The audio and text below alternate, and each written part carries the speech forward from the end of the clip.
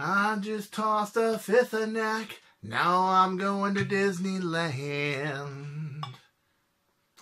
I just flipped off President Trump. Now I'm going to Disneyland.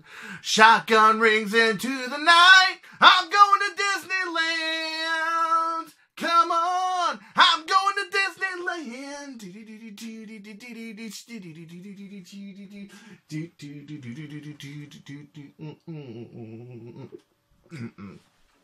Oh yes. Welcome to Nerf News from the Owl Ranch, episode 25. I know my singing is sometimes great, sometimes not. Ooh, wow, the first sip of cognac after a while, it really does. Ooh. Yeah, why am I singing that song? Well, because today, well, I got this. Happy birthday, Chris. You now have the signature pass for next year. That's right, free parking, Disneyland. Woo! Oh my God! Happy birthday, me, right? Oh yes, if you guys missed the birthday episode, there it was. That's right. Last week was my birthday. So at any rate, we got some news today, some good news, some funny news, and we even have an asshole of the month, maybe even two. Stay tuned. So, Nerf sniper community, Daniel Holgett, Hoagland, I think that's his name, published this, 289 feet per second with a dual 4S quad set of motors. That means 8 motors on a cage firing darts. Holy fucking shit. And it had a pretty good, a high of 289, a low of 282. So the consistency is there. Well, it has brought a lot of, I guess, a lot of conversation to my board because, well, is this sniper or not? Well, you know, I like to think, you know, maybe it's not as good of a sniper single shot as maybe a bird or a long shot, but I can still hit that range. I'm pretty sure this isn't going to be as accurate as maybe a long shot or whatever, but this is Flywheel. I mean, can you imagine you load up like, let's say a drum magazine like this, and just, damn, that's like, I would say with an elite dart, barring it doesn't go off course on you, which it probably will because it's full length, that is about 200 feet, yeah. And my suggestion was this would actually be a good machine gun rig. But look at this. It is a work of art. It really is. Look at all of these joints, all of this wiring, all those connectors right there. Wow. That is a lot of work. Very good work, Daniel. Very good work. Look at this. Holy damn. I got interrupted by one of my family members. Sorry about that. Look at this. And that's pretty cool. Here's another discussion. What is going to stabilize Flywheel to make it, I mean, obviously this has taken an enormous amount of power, which of course, if you have enough money, you have enough chargers, you have enough place to put the batteries, the battery trays, and you can deal with the heat and the stresses and everything. Obviously that's becoming no big thing, but my question is how to make these more accurate, you know? I mean, really, more accurate and more viable. I mean, for there, I mean, I'm almost thinking a system, and it's just an idea. Hear me out on this. Like when you have a printing press, okay, you don't have like 2 cylinders and 2 cylinders and 2 cylinders. You have a cylinder, a blanket cylinder, a plate cylinder. Effectively, the paper goes through 2 cylinders like this, okay? But it goes through another cylinder that dives under and then goes back over like that. Now, I'm sure that would fold the crap out of, let's say, a full-length dart. But what about Stefan? You ever think about that? What about a Stefan? Yeah. So, is it actually more feasible to have the dart go through here, go through the next wheel, go through the next wheel, go through the next wheel, or have a system where it's like transfer rollers where it goes up and down, then goes out to, and then goes straight out. For full length, I wouldn't consider that. So, but you know, Stefan, that would be interesting if you had a system that actually curved it and grabbed the dart as so. And actually might be more feasible for Stefan's too, because you have the spacing issue. For example, you have 35, 36 millimeters of length. If you can be between a wheel here and a wheel here, and it could be right in between the wheels. If you had something like a transfer system that would go from there to there, back over there, and then out 2 wheels, that might actually accelerate it. Also, would that give it more grab? I don't know. I just remember working on presses when I was younger, Heidelbergs. I worked on some web presses, this and that.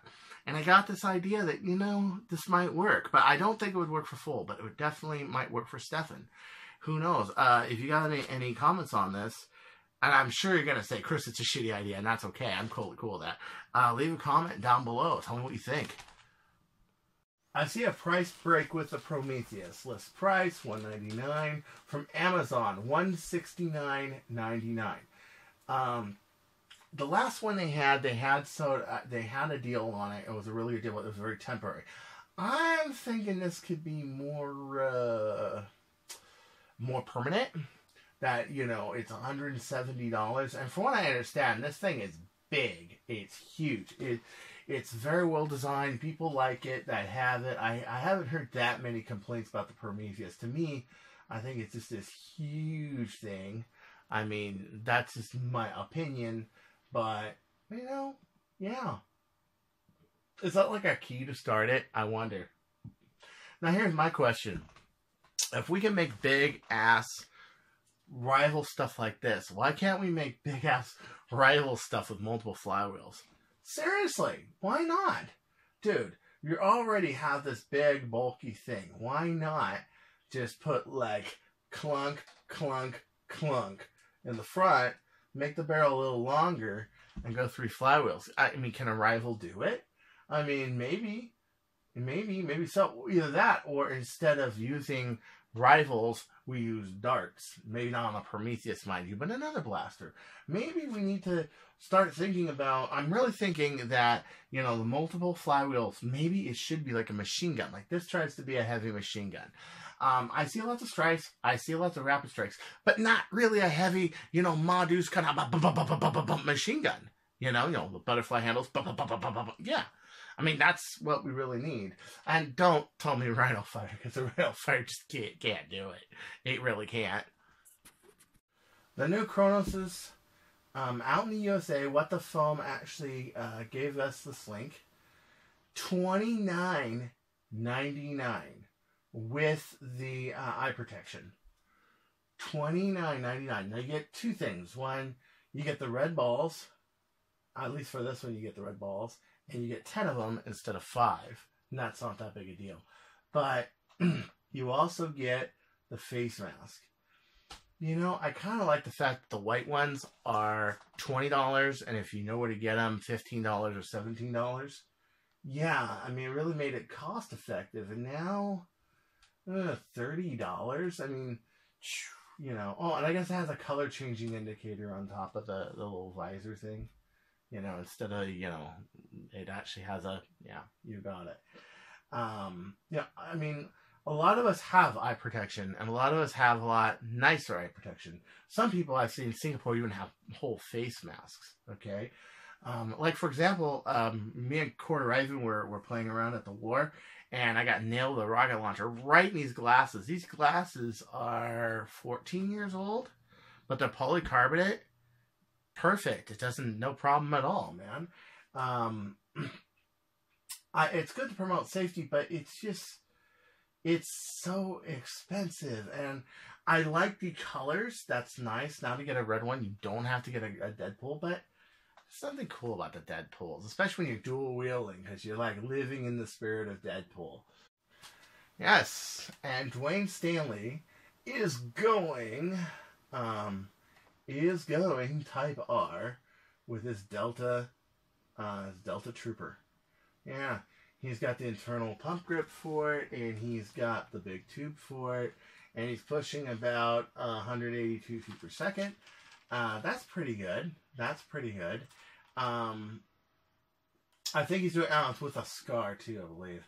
That looks really nice.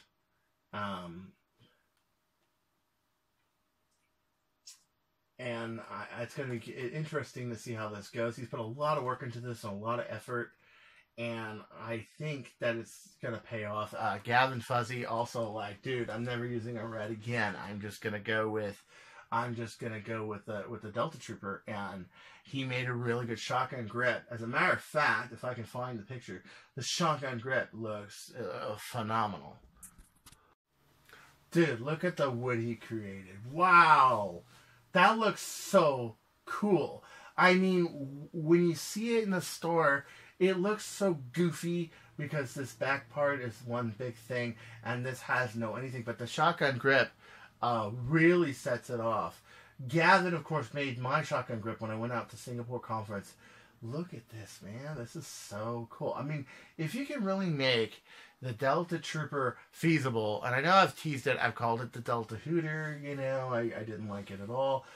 Drac didn't like it at all. A lot of us didn't like it at all. But it just seems like a blaster really is what people do with it. What can people do with it? And also, what do people care to do with it? I'm not really seeking that 200, low 200, you know, high 100 market, really. So I don't really tinker with this stuff as much anymore. But I can admire the people that do, because there's a lot of wars that are 150 limit, 200 limits, and stuff like this is perfect.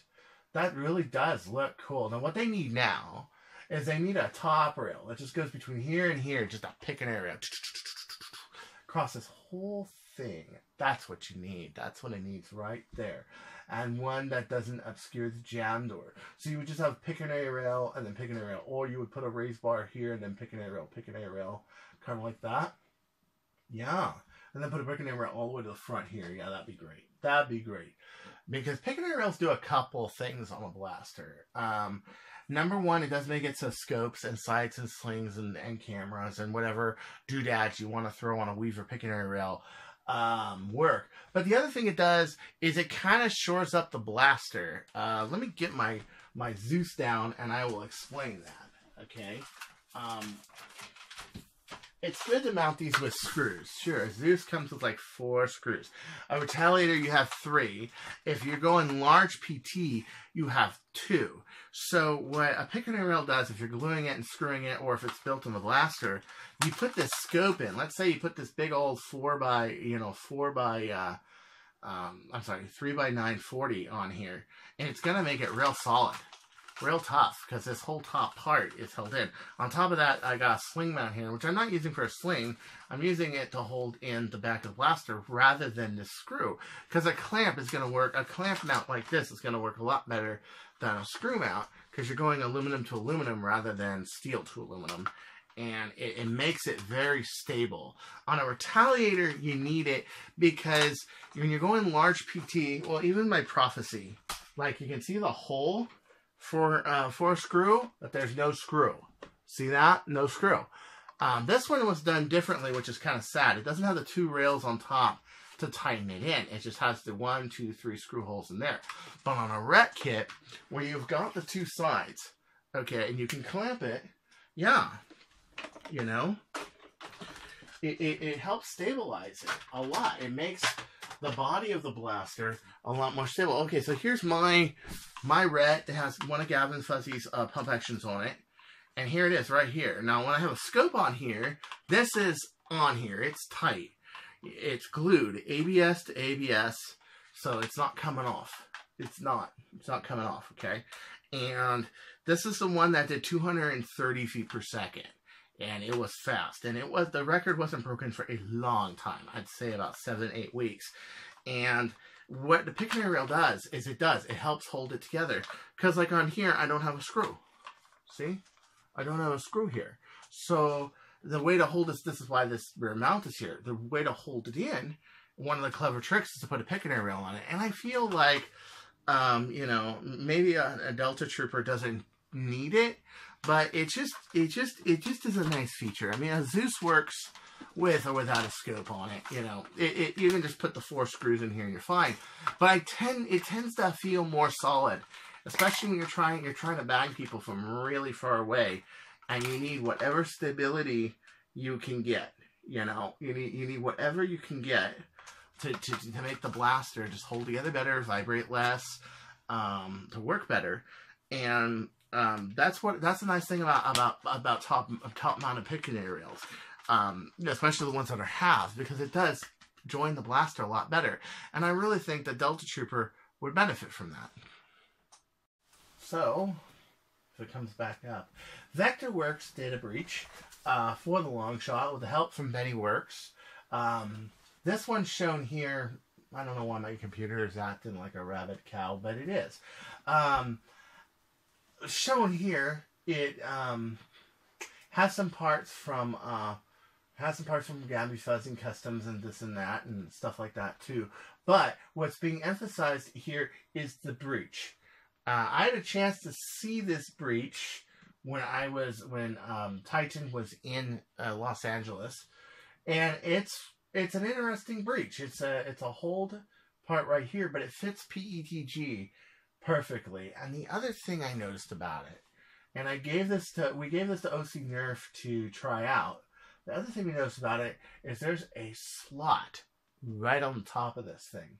A slot that looks a lot like that. Yeah. So you could actually use an L breach on this. No kidding. So Vectorworks is trying to make more affordable solutions for people who want to get into modding, who want to get into long shots and the blasters. People who, they don't need to go like 300 feet per second. They just want to play. And they're making some pretty good solutions. Definitely a company on the rise. Vectorworks.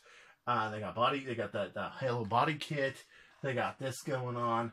It's pretty cool. If you go for the higher speed stuff, though, you want to go. You probably want to get like a worker kit, an artifact kit, a Gen Omega kit, something like that. But this is good for the normal people who just want to play and don't want the hassle and don't want to spend $1 million on a kit. It even has a wing cutout on it, which is really nice, and it's funneled. So it's pretty cool. You guys know how much I fuss with barrels and everything like that, and this makes it simple. You just need a piece of PETG to fire away. So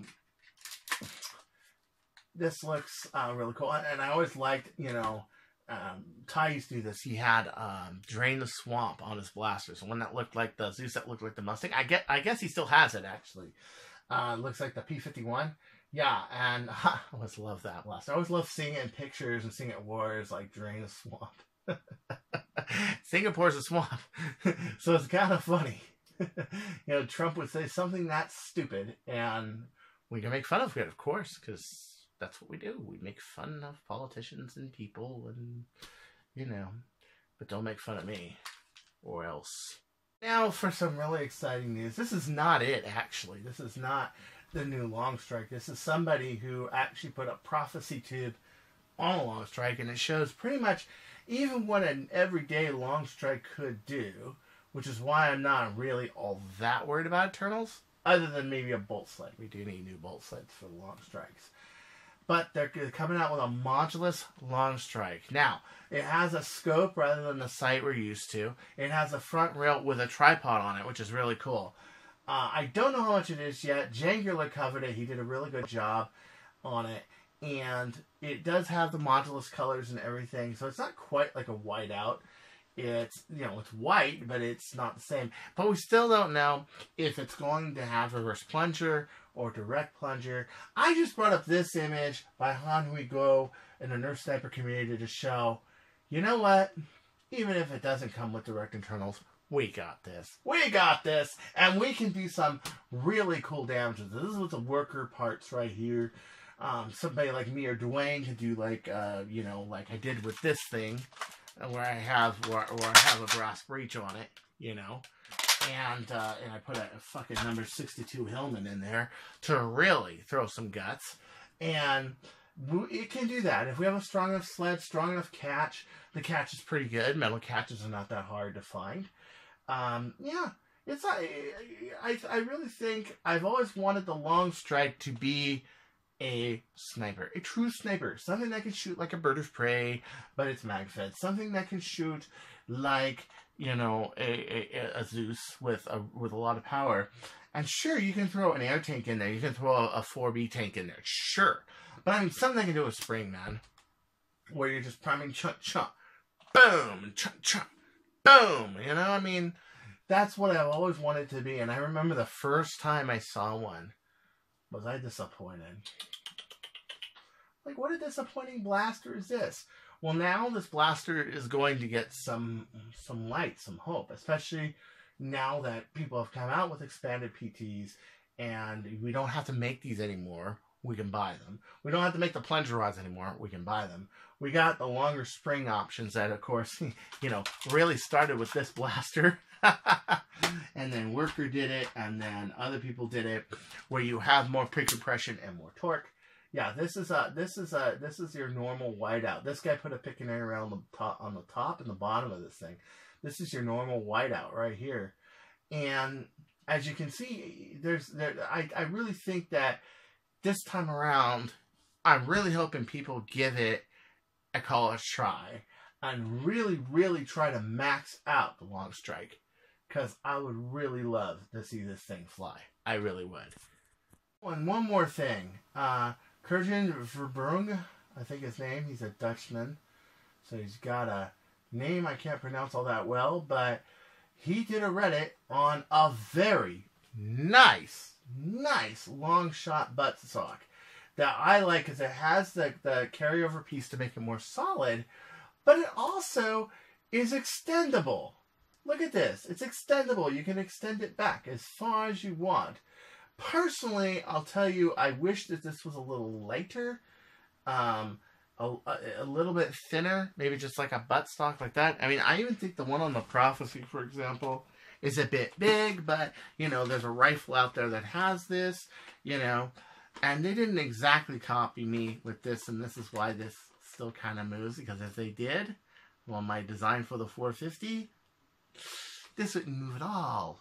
Also, this only has one lockup on here. I would have it on both sides. But, you know, pickers beg and choose. What can you say? But I like this. This is really, really interesting. I would 3D print this and make this just a stock in the back with the 2 bars. But here's the nice thing about this. You know, one, it is conceivable that you could take out the bars and make them whatever length you want. Or even better, you think that hollow aluminum is too soft for you? Try solid aluminum. You think solid aluminum is too soft? Try solid stainless steel. Solid stainless steel too heavy? Try titanium. Yeah, you can do any. Or carbon graphite. Yeah, you can do anything with this. I like the fact that that you can do that. And I was looking at this and going, wow, this is a really nice design. Way to go, Kurjan. Way to go. This is really, really, really nice. If I pronounced your name right, if I didn't, I'm sorry. But this looks really, really. This week we had the introduction of the new hooks from Worker. Okay, and many people were wondering, okay, why didn't you get involved in this? I mean, a lot of people quoted me, mentioned me in comments and stuff like that, and I didn't say anything. Why? Because it's its own design. Let me explain. A normal speed hook is like this. Not only is it around like this, but it's hanging on the bottom plate, where you got 2 very thin pieces of plastic down here, but it's a strong part of the blaster and has a lower center of gravity. It also has 2 points where it is pulling, so most of your torque is coming from the outside of this. This is a unique design, and just like any other design, let's say a Scar, a Zero, a Merlin, okay? Everybody has their own takes on which one is better, okay? And it's a free country. Go for it. You know, you're totally cool, okay? Their design works a little something like this. So you can see where the hole is and these 4 posts are, right? So right into here, this goes right into this bolt here and onto the bolt on the other side. So it's actually hanging on the screw. It's not hollow. It is a little higher than mine, but I like the fact that at least it's not way up here. where if I try to draw it from up here, the angle of the grip and the pulling of the back is going to do that to it. It's going to yaw. This is anti-yaw. And even then, you saw that pull at the end. I still had a little yaw at the end, but not when I'm priming it. Yeah, this is a commission that's going out next week, finally. And, yeah, so it's not mine. It's not the same material. It's not the same philosophy. It's not the same mounting. I like the fact that Worker at least made something different. They didn't just copy me. You know, there's a couple of guys who actually have done speed hooks. They did them out of ABS, and they 3D printed them. And all I said was, just give me credit, and they did. They gave me credit. But I really think that a speed hook cannot be any less than 100% infill. And even if it's at 100% infill, it's just not the same as metal or fiberglass. And I do kind of like the idea of the 2 rings around it, where it pulls and you don't have anything in between, because you can throw 2 fingers in there, 3 fingers in there, 1 finger in there, whatever you want to do. As where this limits you to 2 fingers. And not that that's bad, because, well, an AR-15 limits you to 2 fingers as well. And that's great. It's just that I like my design. But I gotta say this isn't a bad idea. I mean, you're mounting to the back hole back here, and look how much structure exists here. You got this plastic, this plastic, this plastic. It's square in there. I don't think it's going to be prone to breakage. I think it's probably one of the better designs I've seen for a hook so far, especially that it's not made of freaking 3D printing. It is metal. But that is why I didn't get involved in this argument, because there isn't one. They didn't copy me. They made a hook. Other people have made other hooks. I'm not the only one to make a hook. I made a speed hook. They didn't copy me. And I thank Worker for doing that. Thank you very much. Thank you very much for coming up with stuff. That's a unique way to come up with it. A unique design principle. A unique design idea. I like a lot of your unique stuff. A lot of the people don't have the barrel attachments you have. I saw a scope riser. I think I've mentioned this on the show before. Beautiful. Nerf needs a scope riser. It'd be nice if that was micro click adjustable scope riser, or had numbers on it like the AK-47 sight does for the elevation. That would be really cool. But at least, there are some unique items you had. I tried Swordfish last week at a war. I didn't like how it looked. It looked really gimpy, but the grip felt good, and it was solid. It was actually pretty solid blaster. And I gotta say, the Prophecy is not bad for a ret. Is not bad for a ret reshell. I like the Eternal grip a lot better than I like the internal one. I think the screws on the internal one, I've seen the heads break off.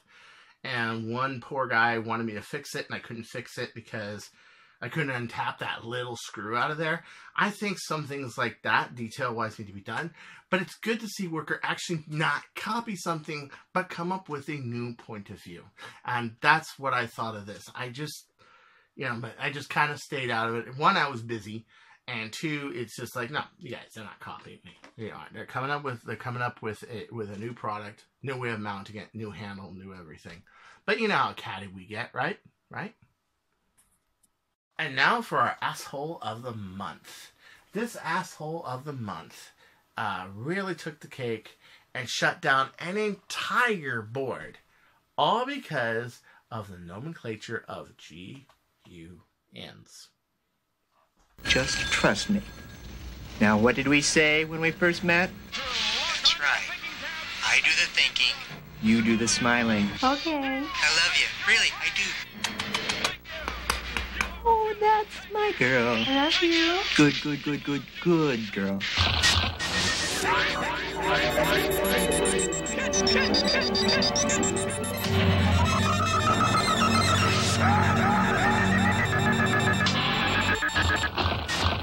This is not mind control. Think about it. Hey? Asshole!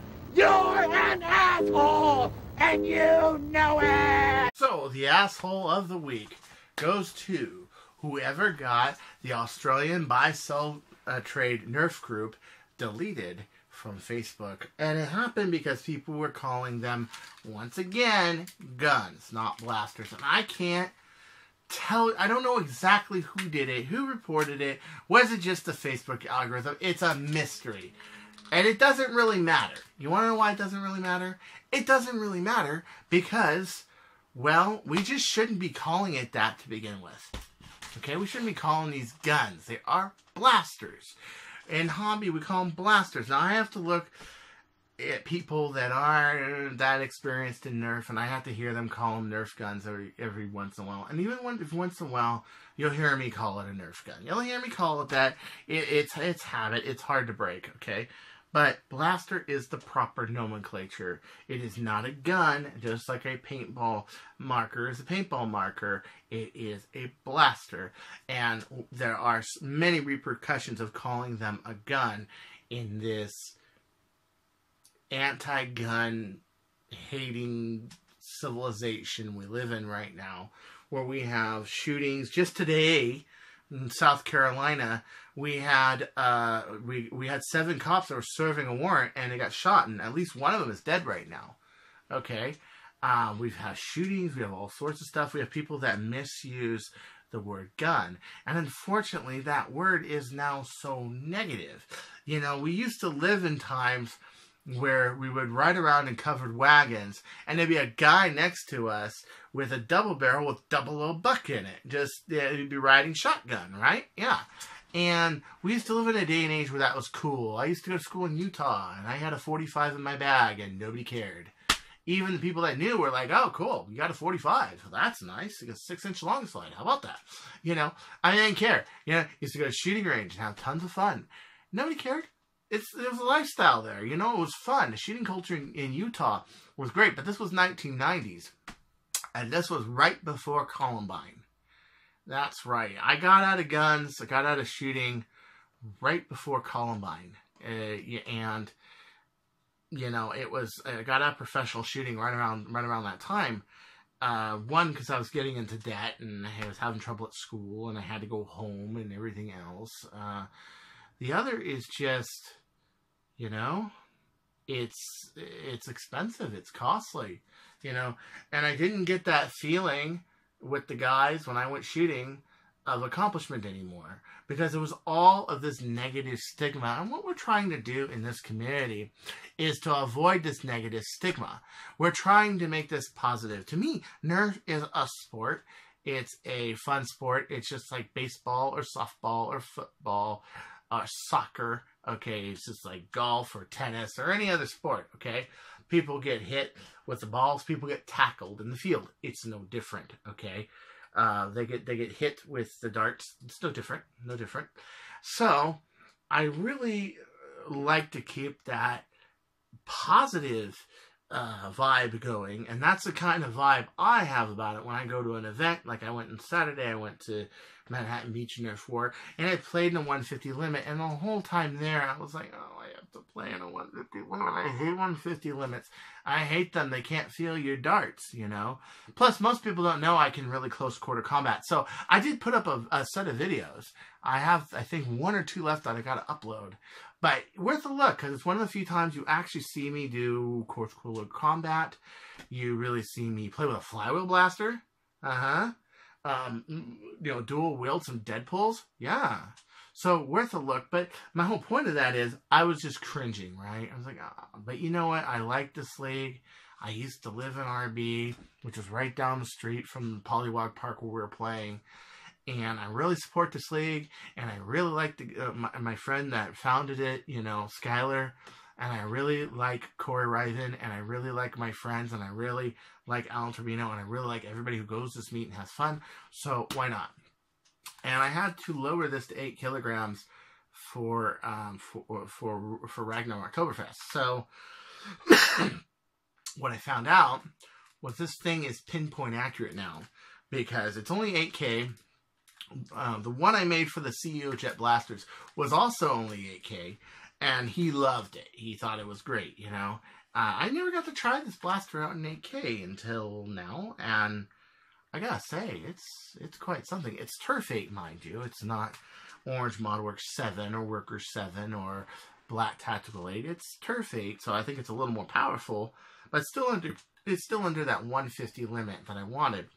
I was pleasantly surprised. I tried some Adventure Force ammo, and there it was. But what I'm trying to say is this is all about the sport, about improving, discovering. I mean, Saturday I discovered so many things that I just didn't know, and I never tried. And I hadn't tried in years, because I play long range typically, okay? And I was reminded once again that no, modded stock is fun. It's all fun. You play stock blasters with your nephews and nieces because they're, 8, 9, 10 years old. You play, high velocity Nerf with, against Hack in Singapore. It's fun.